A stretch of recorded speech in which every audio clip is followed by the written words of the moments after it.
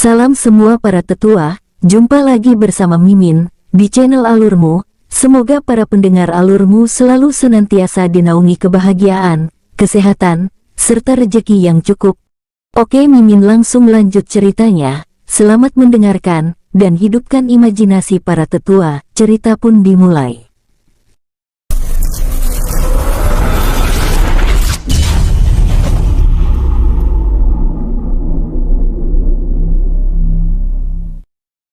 Bai An dan Long Yuan langsung melesat. Leng Chung yang saat ini masih berusaha memulihkan energinya, karena energi kegelapan terus menyerap energi yang masuk dari pil tersebut, namun, energi Leng Chung hanya pulih 40%. Leng Chung yang tidak puas akan hal tersebut, kemudian mengeluarkan pil garis bawahnya lagi, tapi akhirnya dia tidak berani memakannya lagi, karena ia dapat merasakan jika kedua musuhnya kini sedang melesat ke arahnya.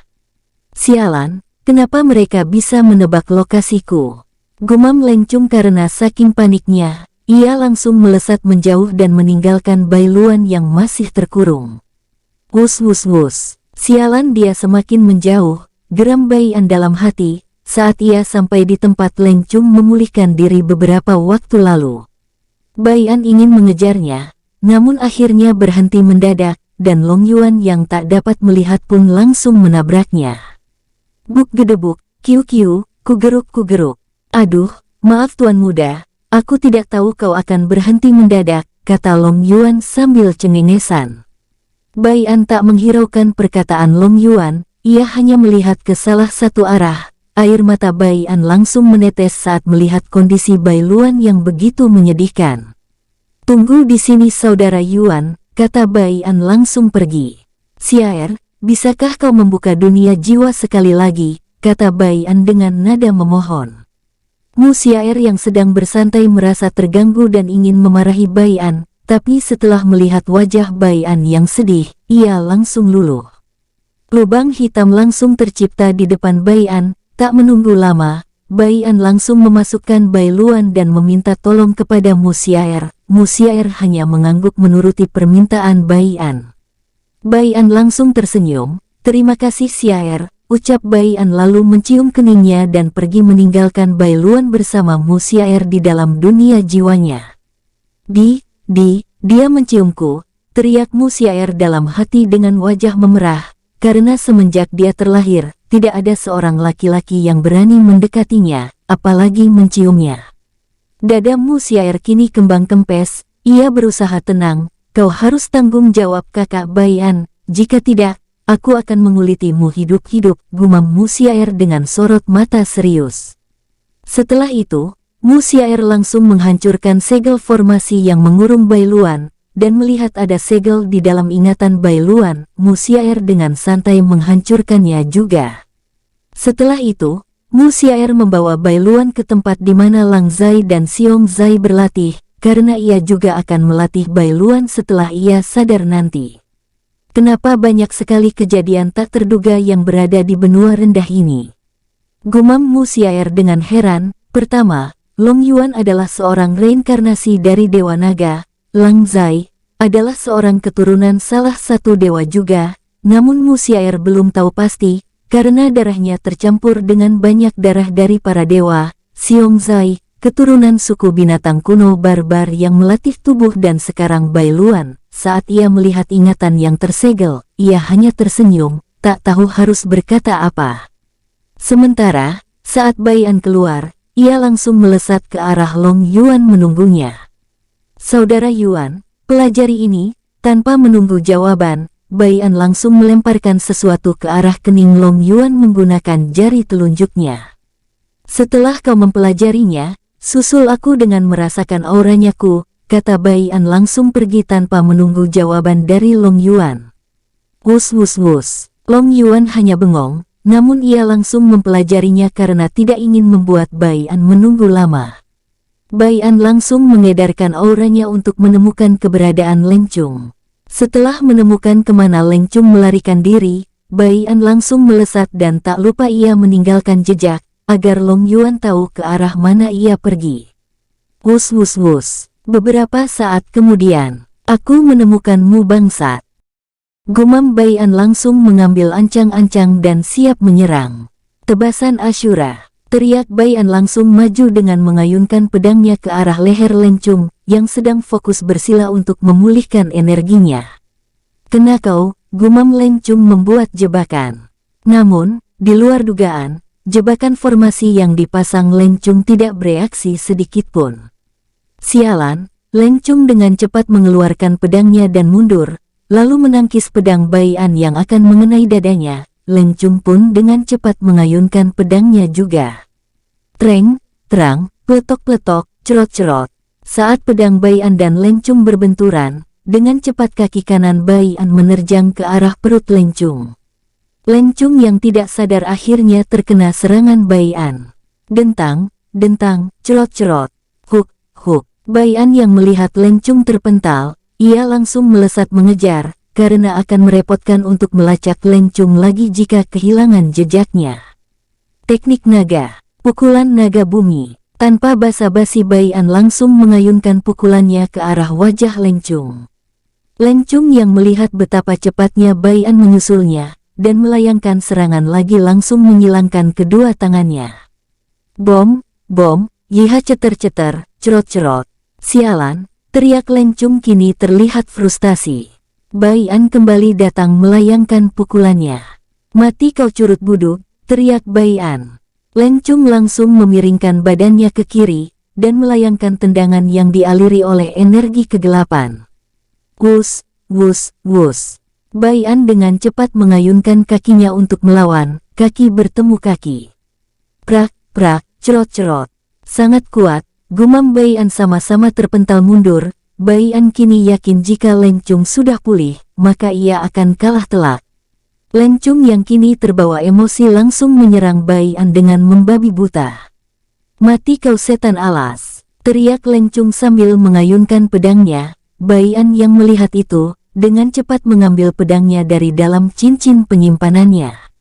Gedebuk, cerot-cerot. Serangan demi serangan Bai An dan Leng Chung layangkan. Bai An hanya terluka kecil, untuk Leng Chung tetap seperti biasa. Dia sangat kuat, gumam Bai An sekali lagi, ia langsung mengayunkan pedangnya. Tebasan Ashura, teriak Bai An melesat maju ke arah Leng Chung juga tak mau kalah. Pedang kegelapan penghancur, teriak Leng Chung. Bom, bom, yiha ceter-ceter, cerot-cerot. Bai An dan Leng Chung sama-sama terpental sejauh 100 meter. Huk, huk, uhuk. Bai An langsung mengeluarkan seteguk darah. Dengan cepat Bai An mengeluarkan pil pemulih luka dan menyuruh energi biru membantunya untuk mempercepat proses penyembuhannya. Leng Chung yang ikut terpental, tidak mengeluarkan darah atau terluka, kondisinya masih tetap sama seperti sebelum ia menyerang Bai An tadi. Jika begini, aku bisa kalah, aku harus mengulur waktu sampai Long Yuan datang, gumam Bai An. Baru saja Bai An selesai bergumam, Leng Chung sudah melayangkan serangannya. Matilah curut buduk, teriak Leng Chung. Bai An yang tidak siap, berusaha menahan serangan Leng Chung. Gedebuk, gerdebuk, cerot-cerot. Darah langsung berhamburan. Cerot-cerot. Aduh. Darah Leng Chung langsung berceceran, tubuhnya terluka akibat serangan tiba-tiba dari Long Yuan. Bai An yang melihat kejadian ini seketika tertegun, karena ia tidak dapat merasakan kehadiran Long Yuan yang muncul dan menyerang Leng Chung dengan tiba-tiba. Luka yang Bai An dapatkan dari Leng Chung, tidak ia rasakan karena terkejut oleh serangan Long Yuan. Kembali ke Long Yuan saat berlatih. Saat Long Yuan mempelajari buku mata emas yang diberikan oleh Bai An, ia mempelajarinya hanya dalam waktu beberapa menit saja, karena ia adalah seorang reinkarnasi, dan ingatannya saat masih menjadi seorang kaisar Dewa Naga telah kembali. Jadi ia dengan mudah mengetahui fungsi dari mata emas, walau ia belum pernah menggunakannya saat ia menjadi kaisar Dewa Naga. Setelah Long Yuan mempelajarinya, ia langsung menghilangkan auranya, Mu Xiaer pun tidak akan bisa merasakannya. Itulah kelebihan Long Yuan dulu, makanya ia bisa menjadi seorang kaisar Dewa Naga. Karena ia bisa menghilangkan aura keberadaannya, walau ia berada di dekat musuh sekalipun. Setelah Long Yuan mengaktifkan mata emas dan ia bisa melihat area sejauh 4 km, Long Yuan pun langsung melesat ke arah yang ditandai oleh Bai An. Setelah ia sampai, Long Yuan menonton pertarungan Bai An dengan Leng Chung dalam waktu cukup lama. Setelah ia melihat Bai An dalam kondisi kritis, di sanalah Long Yuan bereaksi. Kembali ke pertarungan Leng Chung. Leng Chung yang kini sedang terluka parah tidak merasakan rasa sakit, akibat saking terkejutnya, dari mana Long Yuan muncul dan tiba-tiba menyerangnya, padahal ia tetap mengedarkan auranya. Bai An yang melihat keuntungan ini, langsung menyerang Leng Chung walau ia dalam kondisi terluka. Wus, wus, cerot-cerot. Bai An langsung mengayunkan pedangnya. Tebasan Ashura. Bai An menggunakan setengah sisa energinya saat menyerang Leng Chung. Sialan kau bangsa. Leng Chung langsung bersiap menangkis, namun terlambat. Krak, krak, cerot-cerot. Tubuh Leng Chung yang terluka parah semakin melebar dan hampir terpotong, dan pedang Leng Chung terlepas dari tangannya, namun Leng Chung masih belum mati. Long Yuan langsung menyambut Leng Chung yang terpental ke arahnya. Cakar Dewa Naga, gumam Long Yuan. Leng Chung yang melihat itu semakin marah, ia langsung menangkis dengan kedua tangannya. Gedebuk, gedebuk, cerot-cerot. Kedua tangan Leng Chung langsung terpotong, tubuh Leng Chung membentuk 3 cakar di dadanya. Bai An yang melihat itu ingin langsung membunuhnya, dan langsung melesat ke arah Leng Chung yang berjarak 150 meter darinya.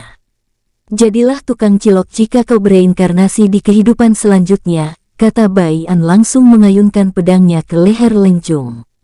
Leher Leng Chung langsung terpotong.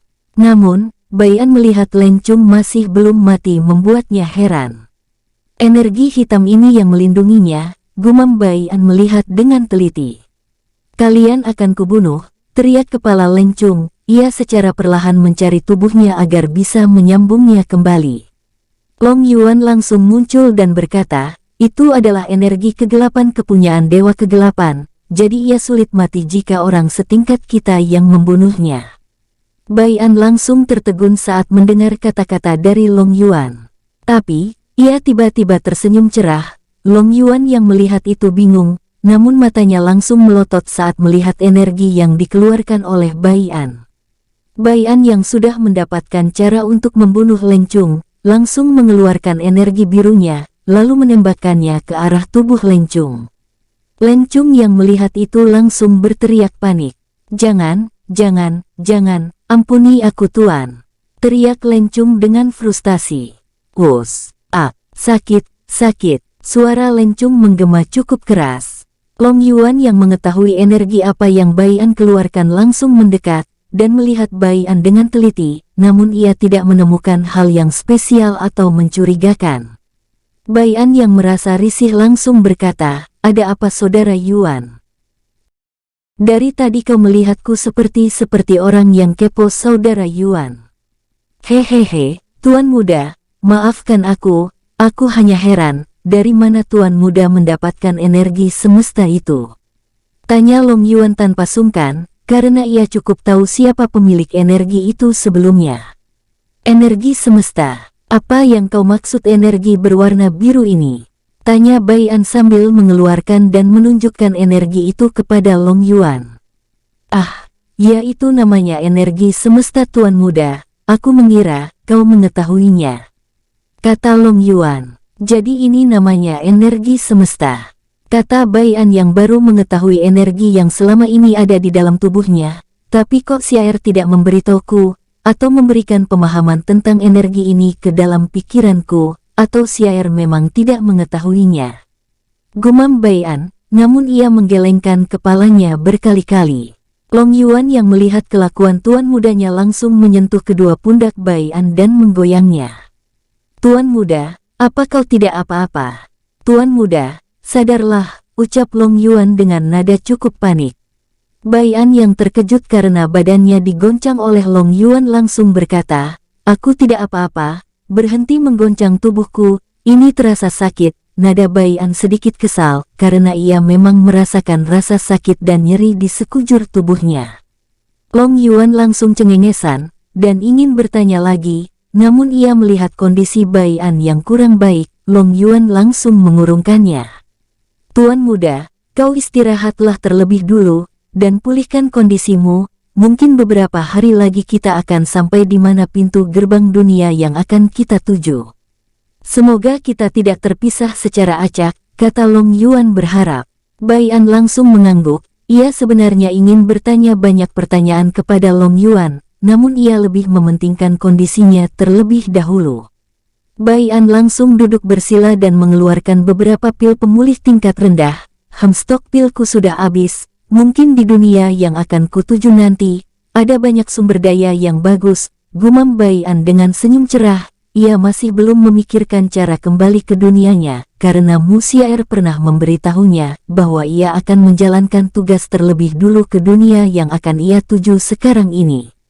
Tugasnya adalah memusnahkan anggota teratai hitam. Merekalah yang mengirim orang-orang ke dunia tempat tinggal Bai An dan ingin menguasainya. Mereka juga yang mempunyai rencana licik untuk sengaja mengkambing hitamkan Shen Bai dulu agar ia menjadi buronan. Long Yuan yang melihat Bai An sedang memulihkan diri, kini melihat sekeliling seperti mencari sesuatu. Apa tuan muda sudah menyelamatkan Bai Luan ya?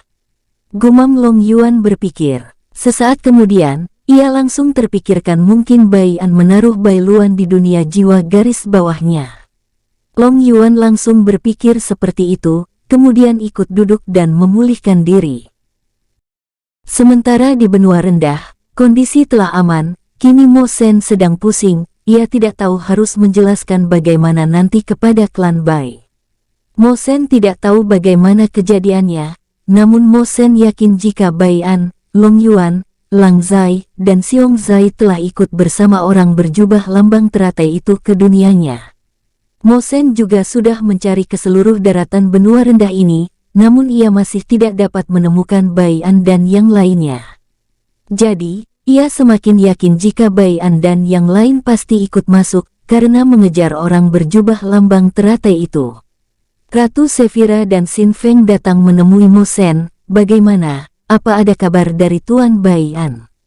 Tanya Mo Shen. Xin Feng langsung menggelengkan kepalanya. Masih tidak ada jejak tuan muda sedikit pun, kata Xin Feng menjawab. Mo Shen langsung memijit keningnya sambil menghela nafas. Baiklah, kalian bisa kembali ke tempat kalian masing-masing. Biar nanti aku saja yang menjelaskan ini kepada klan Bai jika mereka datang ke benua rendah ini, ucap Mo Shen. Ratu Safira dan Xin Feng mengangguk, lalu pergi.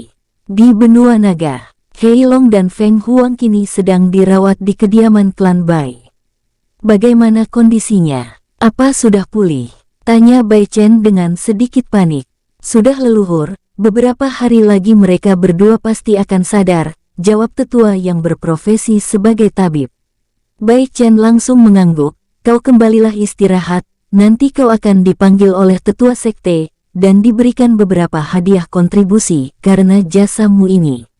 Mendengar perkataan leluhur Bai Chen, mata tetua itu langsung bersinar. Terima kasih leluhur, jawab tabib itu memberi hormat lalu izin pamit.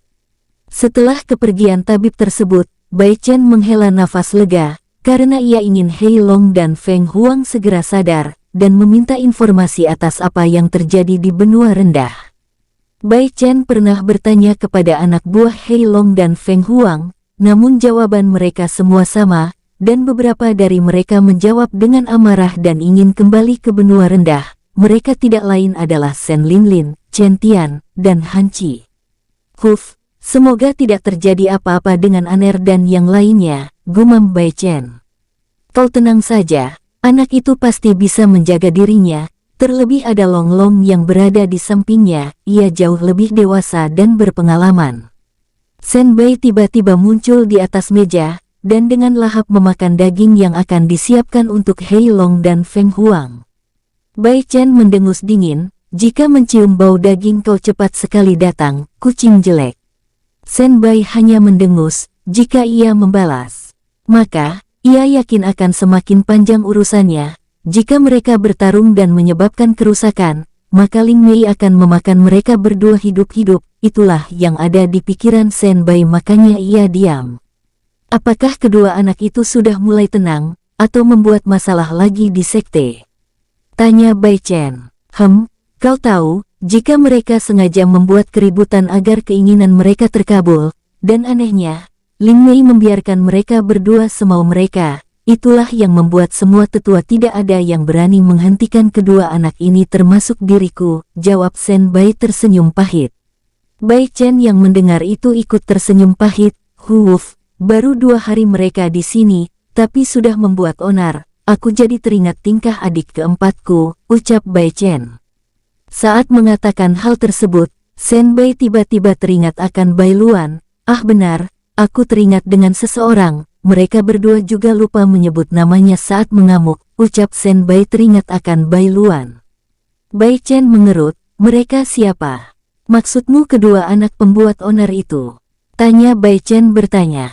Benar, kau tahu mengapa gadis barbar itu marah? Tanya Shen Bai. Shen Bai langsung mengangguk. Tapi kau tidak tahu namanya bukan? Mendengar itu Bai Chen langsung mengangguk. Ini masalahnya, kata Shen Bai berbelit-belit, itu membuat Bai Chen lama-lama semakin kesal. Bisakah kau langsung ke intinya? Geram Bai Chen. Hehehe, tenang dulu, ini sangat penting juga, Shen Bai terkekeh dan berusaha menenangkan. Bai Chen langsung mengerutkan keningnya heran, penting apanya? Shen Bai langsung tersenyum melihat Bai Chen mencoba untuk tenang. Nama adik keempatmu siapa? Tanya Shen Bai. Spontan Bai Chen yang mendengar itu merasa aneh, namun ia tetap menjawab. Nama ni kau tahu sendiri bukan? Hehehe, aku lupa yang aku ingat tetua kedua saja, atau adik ketigamu Bai Sao, jawab Shen Bai cengengesan. Namanya Bai Lian, dengus Bai Chen. Mendengar itu, mata Shen Bai langsung serius. Bai Chen yang melihat itu ikut serius.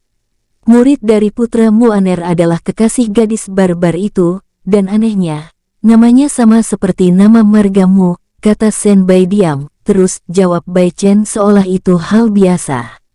Ada yang aneh, ingatannya tersegel dan mungkin kau juga tidak bisa membuka segel itu. Seorang diri, Shen Bai terdiam untuk beberapa saat karena mengingat sesuatu. Bai Chen yang melihat itu, kini berusaha tidak memotong ucapan Shen Bai. Ah, aku ingat, dia mirip adik keempatmu, tapi versi muda, karena umurnya hanya 14 tahun, aku dulu berpikir itu adikmu yang menyamar. Wajah Bai Chen langsung tegang saat mendengar ucapan Shen Bai, tunggu di sini sebentar. Tanpa menunggu jawaban dari Shen Bai, Bai Chen langsung menghilang. Beberapa saat kemudian ia kembali bersama Ling Mei, tetua pertama Bai San dan tetua kedua Bai Sao. Wajah Shen Bai langsung tegang ketika ia melihat wajah dingin Ling Mei. Mengapa si brengsek ini membawa masalah kemari, gumam Shen Bai dalam hati.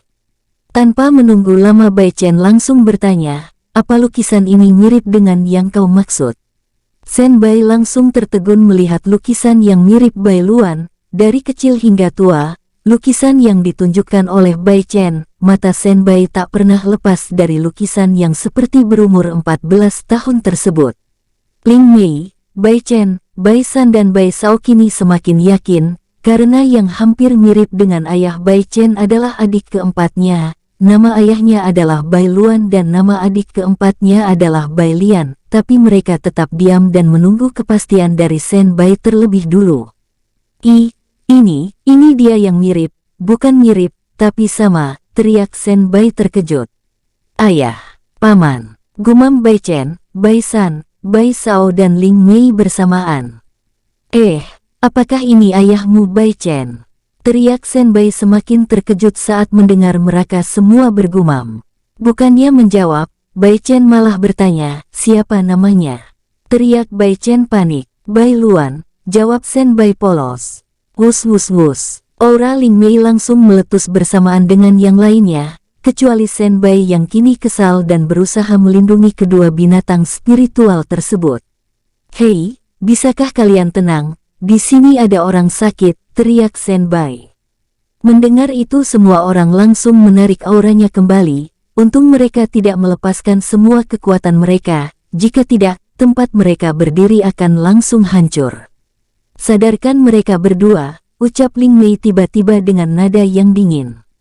Cek gluk, Shen Bai menelah ludahnya, dan dengan cepat ia dibantu Bai Chen dan saudaranya untuk membuat Hei Long dan Huang Feng sadar. Beberapa saat kemudian, setelah Shen Bai, Bai Chen, Bai San, dan Bai Sao membantu untuk menyadarkan Hei Long dan Feng Huang. Tak lama kemudian, Hei Long tersadar terlebih dulu dan membuka matanya. Aduh, Hei Long meringis saat merasakan rasa sakit di kepalanya. Tiba-tiba saja Hei Long bergidik saat melihat tatapan semua orang, apalagi orang yang ia kenal, yaitu Shen Bai, Bai Chen dan Bai Sao, orang yang pernah ia temui di benua rendah dulu. Makan pil ini, agar bisa membuatmu lebih segar. Bai San langsung melempar sebuah pil yang berwarna biru keputihan.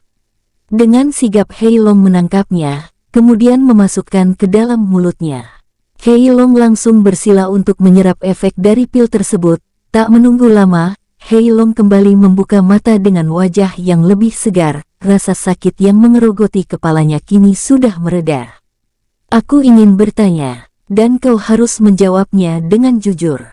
Ling Mei langsung mengambil alih, dan membuat semua orang terdiam dan mundur beberapa langkah. Perasaan Hei Long tiba-tiba merasa tak enak. Ia menyesal sadar lebih dulu daripada Feng Huang. Iya Tuan Putri, jawab Hei Long terbata-bata. Ia juga tidak mengetahui siapa Ling Mei. Wajahnya juga terlihat lebih muda, jadi ia memanggilnya Tuan Putri. Shen Bai dan Bai Chen langsung menyumpal mulut mereka, agar suara tawa mereka tidak dapat didengar oleh Ling Mei. Namun tetap saja Ling Mei dapat mendengarnya, karena inderanya jauh lebih peka dari semua orang yang ada di dalam ruangan ini.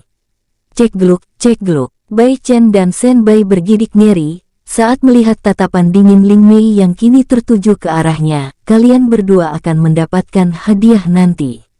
Jadi, kalian harus datang mengambilnya setelah ini, kata Ling Mei dengan suara yang dingin. Cek gluk, semua orang menelan ludah mereka sendiri. Ling Mei langsung mengalihkan pandangannya ke arah Hei Long. Apa yang terjadi saat kalian menuju ke sini? Jawab dengan singkat, jangan berbelit-belit, tanya Ling Mei dengan suara berbeda. Hei Long langsung berkata, saat kami membuka ruang untuk menuju ke benua naga, orang-orang berjubah hitam yang sangat kuat menghadang kami. Kekuatannya 2 tingkat di atasku dan ada seorang pengkhianat di antara mereka. Mata Hei Long langsung menunjukkan kemarahan yang sangat dalam saat Zhou mengkhianatinya. Lanjutkan, kata Ling Mei. Kami bertarung dengan sengit dan berusaha melarikan diri saat celah ruang untuk menuju benua naga sudah terbuka. Tapi, orang berjubah hitam itu dengan cepat menutup jalan, hingga murid tuan muda kami sengaja mengorbankan diri untuk tertangkap, agar kami semua bisa melarikan diri, kata Hei Long dengan suara sedih dan menyesal, dan ia merasa tidak bertanggung jawab dalam menjaga semua orang. Ling Mei yang mendengar dan dapat merasakan kesedihan dari nada suara Hei Long, tidak jadi untuk memarahinya, karena mereka berdua juga sudah berusaha menjaga semua orang yang dibawanya. Kau istirahatlah, aku melihat ada yang spesial dari dalam diri kalian berdua, dan jangan kecewakan putraku. Buat ia bangga saat kalian bertemunya nanti, kata Ling Mei lalu menghilang dari pandangan semua orang. Bai Chen langsung menghela nafas lega melihat kepergian Ling Mei, membuat nyawa mereka terasa terselamatkan. Siapa yang tadi itu Tuan Bai Chen, Tuan Shen Bai? Tanya Hei Long cukup bingung ketika melihat semua orang cukup segan kepada Ling Mei. Hus, jangan kenceng-kenceng suaranya, dia itu adalah ibunya Bai An. Bisik Shen Bai. Hei Long hanya mengangguk. Jadi, apakah Bai Luan itu ayahmu? Tanya Shen Bai. Bai Chen langsung mengangguk. Aku rasa ayah bereinkarnasi lagi, dan kekuatannya belum cukup kuat sehingga ingatannya disegel. Namun aku merasa lucu, cucunya yang menjadi gurunya. Jawab Bai Chen tertawa. Setelah ini, kalian berdua temuilah orang-orang yang kalian bawa kemari. Mereka juga terlihat khawatir, karena tepat pada saat mencapai gerbang sekte, kalian berdua pingsan. Bai Chen langsung menghilang setelah mengatakan itu kepada Hei Long, kemudian, Bai San, Bai Sao menyusul pergi. Hanya Shen Bai yang masih di sana, ia cukup penasaran dengan apa yang terjadi, sehingga mereka berdua membawa orang untuk melarikan diri ke sini. Setelah Senbai bertanya, dan Hei Long menceritakan semua yang terjadi, wajah Senbai menjadi gelap, karena ia sadar ini karena dirinya. Ia juga sadar, jika Bai Chen dan yang lainnya pasti mengetahui ini, makanya ia tidak bertanya masalah ini kepada Hei Long tadi. Ia juga tidak bertanya secara detail tentang Bai Luan. Saat ini Ling Mei duduk di pinggir danau dengan air mata yang mengalir dari mata ke pipinya. Wus wus wus, cerot-cerot.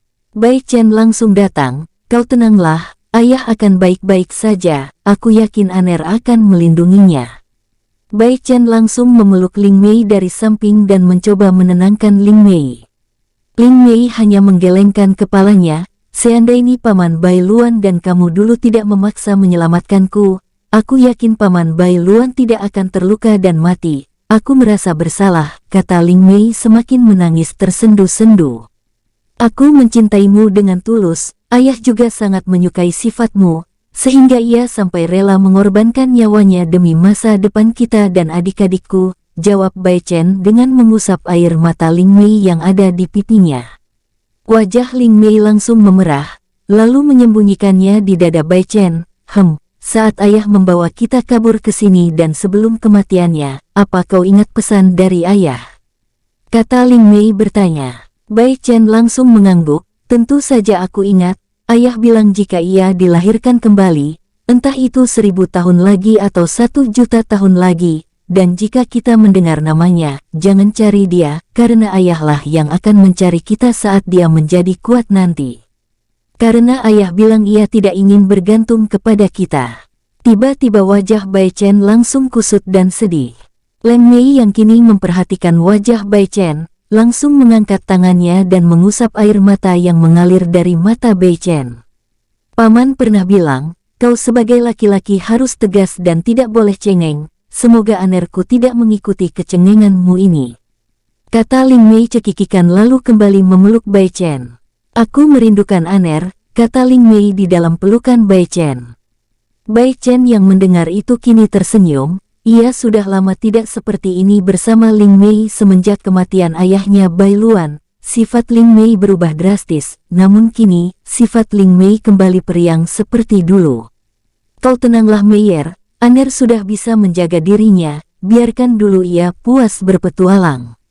Kata Bai Chen yang dijawab anggukan oleh Ling Mei. Beralih ke dalam dunia jiwa. Di mana aku? Bai Luan langsung bergumam pada dirinya sendiri, sambil berusaha membuka penuh matanya, agar bisa melihat sekelilingnya dengan jelas. Wus, wus, wus, cerot-cerot.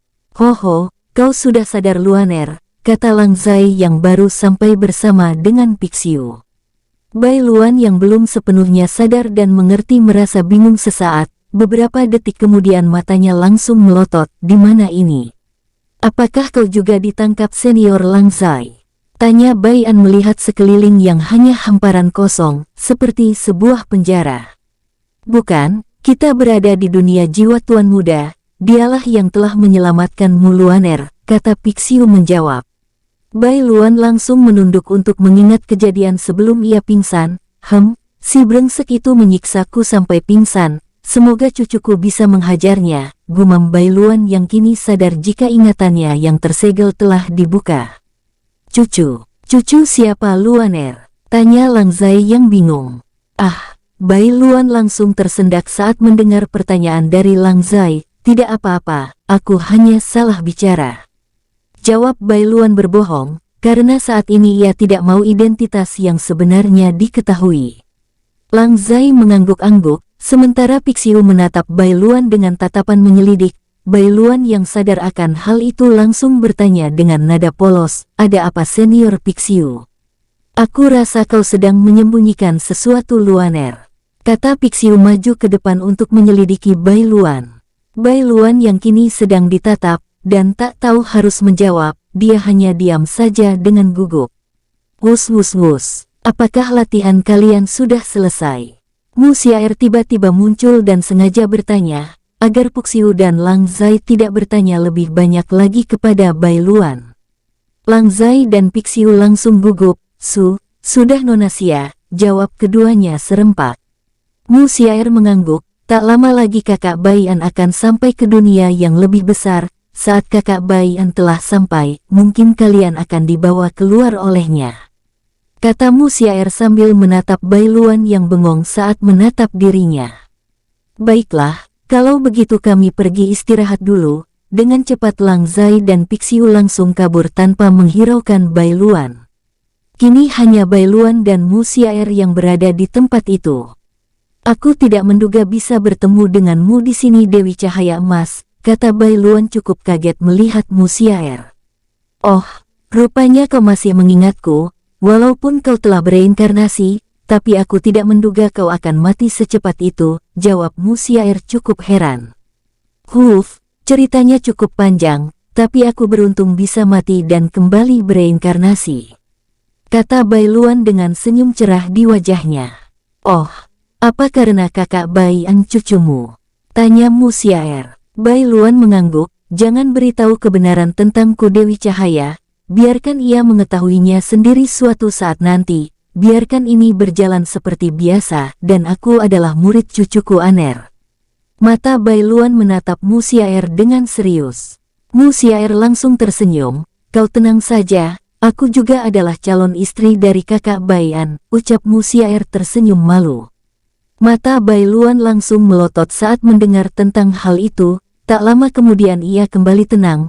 Untung aku tahu asal-usulmu yang sebenarnya Dewi Cahaya, jika aku tahu dari orang-orang yang menfitnahmu dan ikut percaya, maka aku juga akan berpikir seperti mereka saat ini. Musiaer langsung tersenyum, tak lama ia langsung berlutut, Siaer menyapa kakek. Bailuan langsung melotot, ia tidak habis pikir Musiaer terkenal akan kenakalannya, dan tak pernah mau tunduk kepada siapapun. Kini ia melihat Musiaer sedang memberinya hormat. Iya, aku menerima hormat Musiaer, tapi jangan seperti ini di depan orang, apalagi di depan Aner, kata Bailuan mencoba membangunkan Musiaer. Setelah itu, Bailuan bertanya kepada Musiaer. Siaer, perasaan dulu kau disegel di sebuah inti dunia, bagaimana kau bisa bebas dan berada di sini?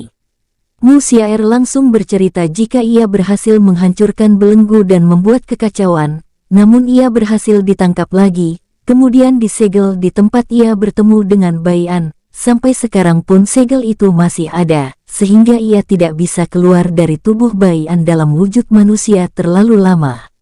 Mendengar cerita Musiaer, Bailuan mengangguk saat ia melihat segel yang cukup familiar baginya. Ah ya, aku lupa jika kakek dijuluki Dewa Formasi, apa kakek tahu cara untuk membukanya? Tanya Musiaer dengan mata cerah. Apa kau mengetahui siapa yang menyegel Musiaer? Bukannya menjawab, Bailuan malah bertanya. Musiaer langsung mengangguk cepat, aku tidak tahu namanya, ia adalah guru dari Raja Para Dewa yang kini sedang kritis, karena serbuan para dewa dan Kaisar Dewa. Bailuan mengangguk, ia tahu kalau Raja Para Dewa dalam keadaan kritis, namun ia cukup bingung, mengapa gurunya turun tangan dan ikut menyegel Musiaer. Tak lama matanya tiba-tiba melotot, ia sadar akan sesuatu, apakah? Tanya Bailuan. Musiaer mengangguk, ia cukup paham maksud dari pertanyaan Bailuan. Sialan, segel ini tidak bisa dihancurkan maupun dibuka, dia mengorbankan hidupnya untuk menyegelmu, dan kau harus memenuhi persyaratan yang ada dalam segel itu hingga selesai, barulah segel itu bisa dibuka, kata Bailuan. Bailuan juga marah, karena cucunya yang dibuat jadi korban untuk menjadi penerus, ia tidak menyalahkan Musiaer, karena ia juga termasuk korban dari para dewa-dewa penguasa yang suka berbuat seenaknya. Mendengar Bailuan yang marah, Musiaer langsung menunduk, ia tahu ini salah, karena memilih Baian sebagai penerus Raja Para Dewa, ia juga tak punya pilihan lain, karena hanya Baian yang datang ke tempat itu setelah sekian lama. Jangan bersedih Siaer, aku tidak menyalahkanmu, aku hanya meminta bantuan kepadamu, ke dunia mana Aner akan pergi? Tanya Bailuan. Dunia kekacauan surgawi, tempat aku disegel dulu, jawab Musiaer. Mendengar itu Bailuan langsung menghela nafas, untung masih dunia alam manusia, jika dunia para dewa, itu akan bahaya untuknya. Kata Bailuan. Memang ada apa? Tanya Mu Xiaer bingung. Kau pasti mengetahui, energi biru yang ada di tubuh Aner, itu adalah keturunan dari ibunya, jadi kau pasti tahu jika ia datang ke dunia para dewa. Kata Bai Luan yang kini melihat ekspresi wajah senang Mu Xiaer. Apakah yang kau maksud kakak Mei? Tanya Mu Xiaer berteriak bahagia.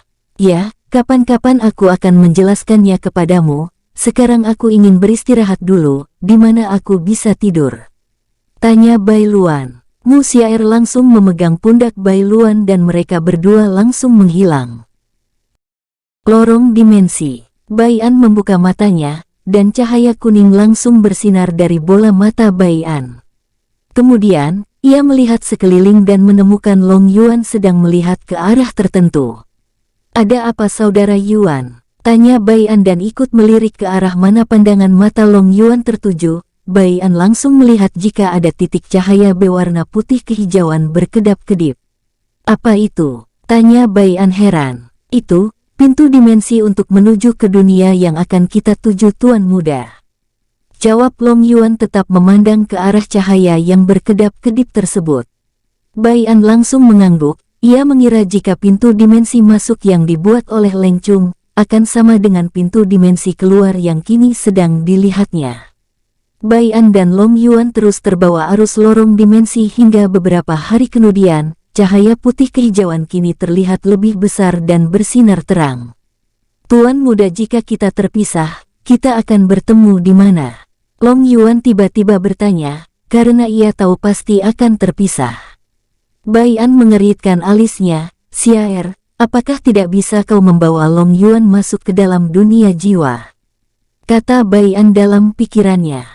Tak ada jawaban dari Mu Xiaer. Hal itu membuat Bai An tersenyum kecut, ia sadar terlalu banyak meminta bantuan dari Mu Xiaer. Biarkan saja ia berpetualang sendiri kakak Bai An, kalian juga bisa saling menghubungi melalui telepati jika kalian terpisah, tapi jika kalian terpisah terlalu jauh, maka telepati tidak akan sampai. Mendengar itu, Bai An mengangguk dan berkata, dunia apa yang kita tuju ini Xiaer? Tanya Bai An. Kekacauan surgawi, jawab Mu Xiaer.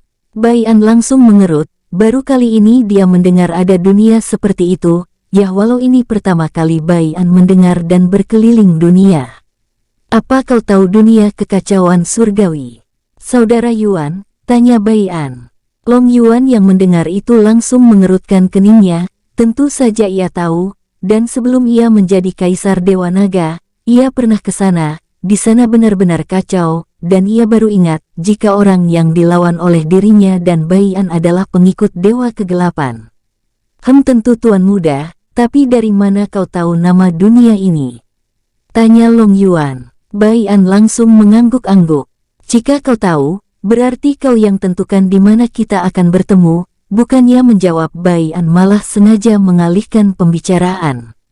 Long Yuan hanya diam. Ia berpikir akan bertemu di mana, sebelum kematiannya dulu, ia mempunyai banyak bawahan di dunia kekacauan surgawi, namun ia yakin mereka yang sekarang pasti berkhianat dan tidak mau mengakuinya.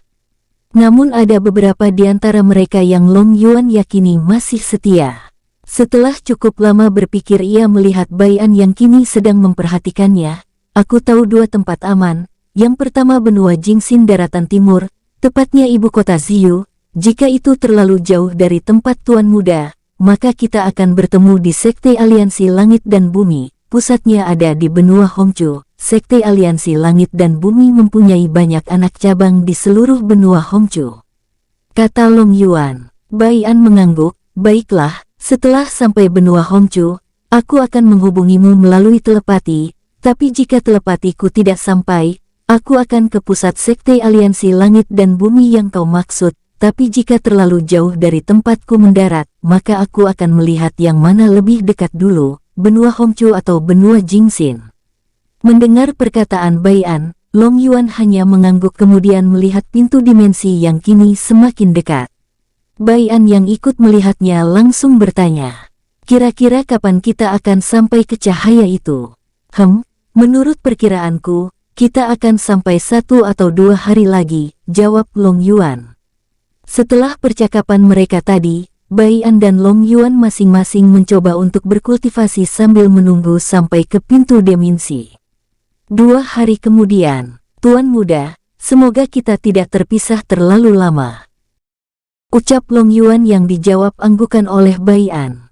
Kemudian mereka berdua melihat cahaya sangat terang, hingga membuat mata mereka silau dan menutup mata. Tak lama sebuah guncangan tiba-tiba datang menyedot mereka berdua.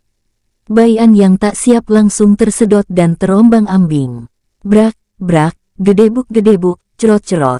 Bai An terjatuh dari ketinggian yang lumayan, hingga jatuh di sebuah kediaman yang terlihat mewah.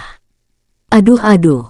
Bai An membuka mata secara perlahan dan melihat ia terjatuh di sebuah kolam, dan tangannya tiba-tiba menyentuh yang kenyal-kenyal. Apa ini? Kenapa rasanya empuk dan kenyal-kenyal? Gumam Bai An. Woi, jangan pegang-pegang susuku, geli-geli enak tahu. Dasar laki-laki mesum, laki-laki kurang ajar, teriak wanita yang berada di bawah Bai An. Sontak Bai An langsung melompat mundur. Wajah Bai An memerah, darah keluar dari hidungnya saat melihat wanita cantik tanpa busana. Kurang ajar, ku bunuh kau bajingan, teriak wanita itu lagi sambil menyilangkan kedua tangannya, untuk menutupi area yang cukup indah dah mempesona.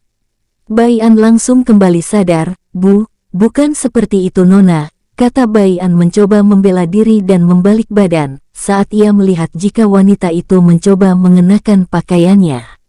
Setelah wanita itu mengenakan pakaiannya, ia langsung mengeluarkan pedangnya dan melesat ke arah Bai An. Bai An yang merasakan bahaya dari instingnya langsung membalikkan badannya. Ia melihat jika wanita itu akan menyerangnya.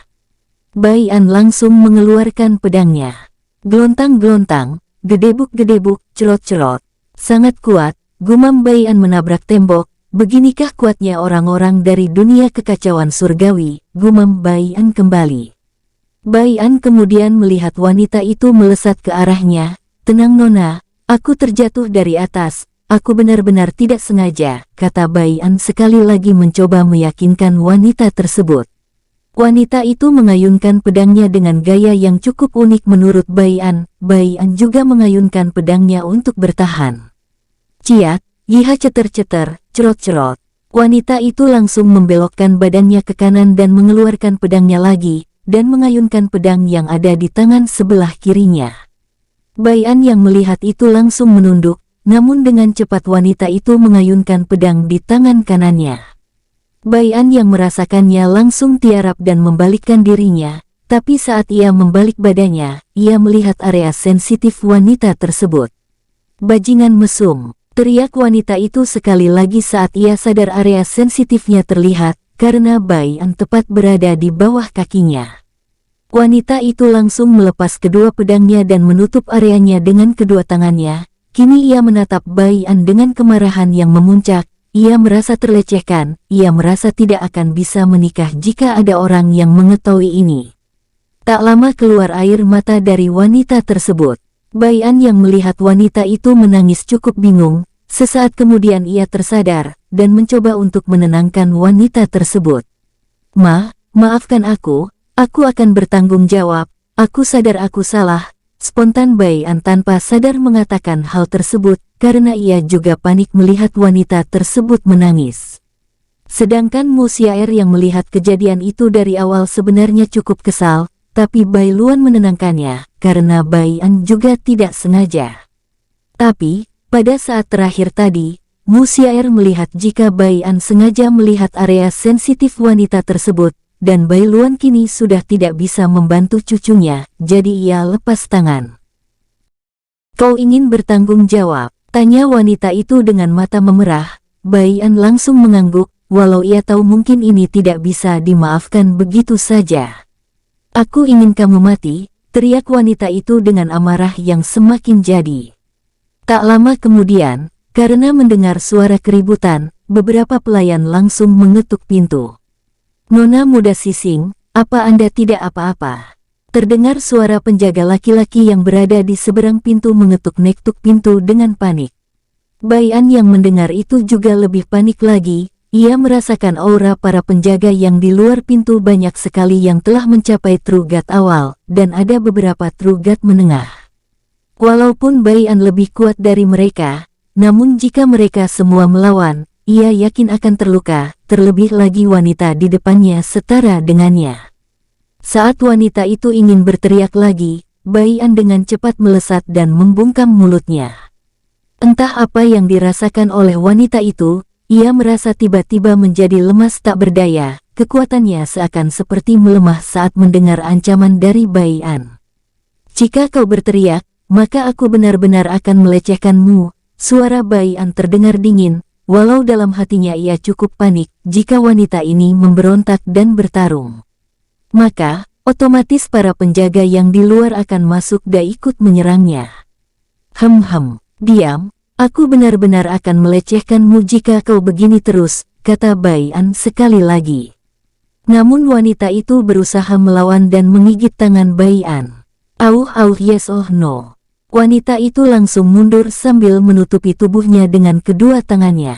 "Kubunuh kau lelaki mesum," geram wanita itu perlahan sambil mundur ke arah pintu. Bai'an yang melihat itu tidak tahu harus bagaimana lagi. "Maafkan aku Xiaer, aku tahu kau akan marah," gumam Bai'an dalam pikirannya. Setelah meminta maaf, Bai'an langsung membuka jubahnya dan memperlihatkan wajahnya. Wanita itu langsung terdiam membisu saat melihat ketampanan Bai'an, tapi ia semakin membeku saat melihat Bai'an membuka baju dalamnya. "Apa yang kau lakukan lelaki mesum?" kata wanita tersebut dengan suara seperti nyamuk. Ia kini tidak teriak lagi. Bai'an yang memperlihatkan tubuh atasnya dan terlihat bagus. Wanita itu perlahan mundur saat melihat Bai'an maju ke arahnya. "Apa yang ingin kau lakukan?" "Jangan, aku mohon." Wanita itu semakin takut saat Bai'an kini telah berdiri di hadapannya. "Diam, jika kau tidak diam dan tidak mau bekerja sama, maka aku benar-benar akan melecehkanmu," ancam Bai'an. Namun, setelah mendengar itu, wanita itu lantas mengayunkan tangannya ke arah pipi Bai'an. Plak, plak, plak, plak. "Kau sama saja dengan laki-laki bejat yang berada di luar sana," kata wanita itu kini menunduk dan mulai menangis. Bai'an hanya menghela nafas saat ditampar. "Beritahu orang yang berada di luar, katakan di sini tidak terjadi apa-apa." Bai'an cuek dan menghiraukan wanita yang mulai menangis. Wanita itu semakin benci kepada Bai'an saat dirinya diabaikan. "Di sini tidak terjadi apa-apa, kalian kembalilah dan jangan berisik, aku ingin ketenangan," kata wanita itu dengan suara yang dingin. Bai'an langsung menghela nafas lega, lalu mendongakkan kepalanya menuju lubang atap tempat ia jatuh. Wanita itu hanya merasa heran, ikut melihat ke atas dan ia menemukan lubang yang cukup besar, namun, anehnya ia tidak mendengar suara tabrakan atap dan jatuhnya tubuh Bai'an. Sampai kemudian, wanita itu berpikir yang aneh-aneh, "Mesum, kau mengintip dari atas sana." "Ya kan?" geram wanita itu mulai curiga sambil menunjuk-nunjuk Bai'an. Bai'an yang sudah merasa lelah menjelaskannya langsung berkata, "Jika iya, memang kenapa?" Bai'an langsung maju ke arah wanita tersebut. Kau, apa yang kau lakukan?" Wanita itu mundur karena takut ia akan diperkaos. Tapi kini ia tidak marah kepada Bai'an, dan terlihat pasrah. "Aku hanya bertanya wanita aneh, tempat ini kota apa namanya?" "Benua apa?" tanya Bai'an, karena ia membutuhkan informasi ini. "Namaku bukan wanita aneh, tapi Sising," dengusnya saat dipanggil wanita aneh. Bai'an langsung tersenyum, hal itu membuat Sising langsung menunduk. Bai'an yang melihat itu merasa heran, tadi marah, kesal, sekarang malah terlihat pasrah gini. Kenapa ia menunduk-nunduk malu? Gumam Bai'an, lalu menambahkan, "Apa wanita di dunia ini memang aneh seperti ini?" "Hei kau kenapa?" tanya Bai'an yang langsung menyadarkan wanita tersebut. Kau harus bertanggung jawab laki-laki mesum, aku tidak akan bisa menikah dan tidak akan pernah ada laki-laki yang mau menikah denganku lagi, kata wanita itu langsung murung. Entah kenapa aku merasa ada yang tidak beres dari wanita ini. Gumam Bai'an bertanya-tanya. Kakak Bai'an, kau harus bertanggung jawab sesuai janjimu kepadanya tadi. Dan urusan kita juga belum selesai dengan apa yang kau lakukan tadi. Tiba-tiba suara Musyair menggema di pikiran Bayan, yang membuatnya langsung merinding dan dengan cepat mengangguk-angguk. Namun dalam benaknya Bayan berkata, "Sialan, benar kata ayah, wanita itu sulit ditebak, dan wanita bisa menjadi singa kelaparan jika sedang marah. Baiklah, aku akan bertanggung jawab, namun kau harus jawab pertanyaanku terlebih dulu," kata Bayan membuat mata Sising menjadi cerah dan menjawab. "Kota ini bernama Kota Suhang, dan kita berada di tempat penguasa Hang Chen yang berarti benua ini benua Hang Chen." Bayan yang mendengar itu langsung mengerut, berarti di setiap nama benua itu, menggunakan nama penguasa mereka. Tanya Bayan penasaran. Sising semakin bingung dengan pertanyaan Bayan, "Dari mana kau berasal laki-laki mesum?" Bukannya menjawab, Sising malah balik bertanya. Bayan langsung tertegun, dan merasa tertangkap basah. Karena kau akan menjadi pasanganku yang kedua atau mungkin ketiga, aku akan jujur," ucap Bayan. Sising langsung tertegun, ia menjadi orang kedua. "Ketiga? Apa maksudmu kedua dan ketiga? Apakah aku adalah korban ketigamu?" Kata Sising kini mulai geram. Bukan seperti itu," ucap Bayan yang langsung melarikan diri saat melihat Sising mengeluarkan kedua pedangnya. Wus wus wus. Bayan langsung melesat ke atap yang berlubang untuk kabur. "Berhenti kau laki-laki mesum, bajingan, kurang ajar," teriak Sising kini merasa tidak pernah semarah ini selama hidupnya. Bayan langsung kabur melalui atap yang berlubang. Saat Sising ingin mengejarnya, ia tiba-tiba berhenti, karena pakaiannya belum dipakai dan masih telanjang. Jadi ia langsung diam dan mengenakan pakaian yang lebih layak, lalu keluar dari sana dengan wajah merah karena meredam amarah. Sedangkan Bayan lari dari atap hingga ia melihat gang yang terlihat sepi. Wus wus wus. Untung bisa kabur, gumam Bayan mengusap-usap dadanya, lalu berjalan keluar dari gang sempit yang terlihat sepi. Saat keluar, Bayan melihat banyak sekali orang berlalu lalang, kebanyakan dari mereka adalah kultivator, dari Trian hingga tingkat dewa yang membuat Bayan kagum. Bayan juga melihat orang-orang yang terbang, kebanyakan orang yang terbang ia lihat mempunyai kekuatan True God ke atas. Aku mulai dari mana ya? Gumam Bayan melihat sekeliling, hingga matanya tertuju ke arah kedai yang ramai pengunjung, melihat kedai tersebut. Bayan pun langsung melangkah ke sana. Saat Bayan masuk, tidak ada seseorang pun yang curiga atau melirik dirinya, hal itu membuat Bayan menghela nafas lega. Bayan kemudian melihat tempat kosong, sampai matanya tertuju ke arah laki-laki tampan seorang diri, yang terlihat seperti manusia biasa, namun Bayan dapat melihat kekuatan laki-laki tampan tersebut jauh lebih kuat dari dirinya. "Hai bro, apakah saya boleh ikut duduk di sini?" tanya Bayan dengan sopan. Laki-laki itu melirik Bayan dengan tatapan malas, "Silahkan, kursi ini bukan milikku." Suara laki-laki itu lebih malas lagi. Bayan langsung tersenyum saat mendengar tanggapan dari laki-laki tersebut. "Perkenalkan bro, namaku An-An." Bayan langsung memperkenalkan dirinya dengan sopan. Laki-laki itu cukup heran dengan sikap Bayan yang dari tadi selalu sopan. Saat ia ingin bicara, seorang pelayan laki-laki paruh baya datang menuju meja mereka. "Tuan muda sekalian, kalian ingin pesan apa?" tanya pelayan tersebut. Saat mendengar suara serak kakek yang menjadi pelayan tersebut, Bayan tiba-tiba menjadi sadar, ia sadar tidak mengetahui apa mata uang di tempatnya ini. Bayan kemudian melihat sekelilingnya dan melihat, jika pembayaran di sini menggunakan mata uang koin emas, ia kemudian berkata, "Yang ada apa saja kek?" Ini hanya kedai kecil, adanya hanya ayam bakar, dan arak saja," ucap kakek tersebut. Bayan mengangguk. "Pesan 2 arak dan 2 ayam bakar untukku dan temanku ini," kata Bayan yang dijawab anggukan oleh kakek tersebut. Laki-laki yang di sampingnya hanya mengerutkan keningnya saja. "Apa maumu sebenarnya?" tanya laki-laki tersebut. "Perkenalkan dulu namamu bro." "Itu tidak baik loh," jawab Bayan tersenyum. Laki-laki itu mendengus. "Namaku Sin," jawab Sin datar. Bayan mengangguk-angguk. "Aku melihat kau orang baik Sin, jadi aku hanya ingin berteman denganmu, kata Bai An santai. Sin diam tak menjawab, ia sebenarnya agak curiga. Tak lama kemudian kakek itu datang membawa 2 ayam bakar dan 2 tong kecil arak. Terima kasih kek, berapa ini semua? Tanya Bai An. Dibayar nanti saja, saat kau selesai makannya, jawab kakek itu berlalu pergi.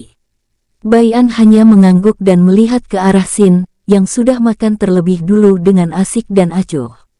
Bai An yang melihat kelakuan Sin hanya tersenyum pahit. Baru beberapa menit ia makan bersama Sin, Bai An sudah mendengar gosip, penjaga kota sedang bekerja sama dengan klan Si, untuk mencari seorang pemuda yang mengintip nona muda Sising saat sedang mandi. Banyak sekali orang-orang yang sedang makan di sebelah Bai An mengobrolkan hal tersebut. Bai An hanya tersenyum pahit saat mendengar itu, dan mulai berpikir bagaimana caranya untuk melarikan diri, walau ia telah berjanji untuk bertanggung jawab, dan dipaksa oleh Musyair untuk bertanggung jawab. Bai An saat ini masih tidak ingin mengurus percintaan, ia masih ingin fokus meningkatkan kekuatannya dan menjaga orang-orang yang ada di sekitarnya. Bai An juga sudah pernah berjanji akan tetap bersama Musyair dan Yue'er, jika ia dan Yue'er tidak akan bisa bersama karena ada sesuatu yang Bai An tidak ketahui, karena Musyair tidak mau memberitahukan masalah tentang ini. Melihat gerak-gerik Bai An yang ada rasa khawatir dan panik, Sin langsung tersenyum menyeringai, "Oh, aku tahu mengapa kau mendekatiku, apa kau pikir, aku mau menunjukkan jalan keluar dari kota ini, aku tidak akan mau jika bayarannya kecil." Sin salah menangkap maksud dari Bai An saat mendekatinya. Bai An yang mendengar itu langsung bingung, namun tak lama kemudian ia langsung tersenyum cerah, ia merasa iseng mendekati Sin, ternyata orang yang Bai An dekati ini cukup mengenal kota ini, hal itulah yang membuat Bai An tersenyum cerah. "Berapa yang kau mau, asal aku bisa keluar dari sini?" tanya Bai An memandang serius ke arah Sin. Baru saja Sin ingin menjawab, brak jebret-jebret, semuanya berdiri dan berbaris dengan teratur, "Kami tidak akan menyakiti orang yang tidak bersangkutan, dan akan mengganti rugi atas waktu kalian yang terganggu," teriak penjaga itu dengan cukup sopan sambil memukul meja, agar semua orang memandang ke arahnya. Para penjaga klan Si bersama penjaga kota langsung berjalan, memeriksa semua orang dan pada saat Bai An diperiksa, penjaga itu lewat begitu saja, hal itu membuatnya heran. Tapi pemimpin yang bertugas untuk memeriksa kedai tersebut agak curiga dengan Bai An, karena ia dapat merasa ada kemiripan dengan auranya. Tapi ia mendengar dari nona muda Sising yang berkata, wajah orang itu sangat jelek, jadi tidak mungkin itu Bai An yang wajahnya sangat tampan. Mereka semua berlalu pergi. Bai An langsung menghela nafas lega, sedangkan Sin berpikir aneh, ia mengira Bai An akan ditangkap, tapi itu bukan urusannya, jadi ia meneruskan minum araknya, mumpung gratis. Flashback Sising. Saat Sising keluar dengan wajah merah padam karena marah, ayahnya yang menjadi tetua atau pemimpin klan Si langsung datang dan bertanya, "Ada apa Singer? Kenapa kau marah?" Sising langsung menunduk dengan wajah sedih dan berkata dengan nada sedih, "Tadi ada orang yang mengintip aku sedang mandi ayah, tapi ia berhasil kabur." "Bagaimana bentuk wajah dan penampilannya? Usianya? Apa kau kenal orangnya? Agar ayah bisa mencari dan membunuhnya, meski ia dari sekte sekalipun, ayah akan meminta keadilan," geram tetua Si yang bernama Si Siang. Sising langsung diam, jika ia memberitahukan ini kepada ayahnya, maka pemuda itu pasti akan mati. Ia langsung menggeleng, "Aku tidak tahu ayah." Ia menutup mukanya dengan tudung yang berjubah, dari suaranya, ia juga sudah tua dan aku melihat sekilas wajahnya sangat jelek, seperti hancur terkena tai kambing yang mencret, ucap Sising sengaja berbohong. Si Siang mendengar putrinya yang bercerita, kemudian ia mengangguk. "Cari orang yang disebutkan oleh putriku," kata Si Siang, tak lama keluar sekelebat bayangan dari tubuh Si Siang dan pergi menjauh. Bersambung, sampai ketemu di episode selanjutnya. Semoga kalian semua selalu terhibur, dan terima kasih.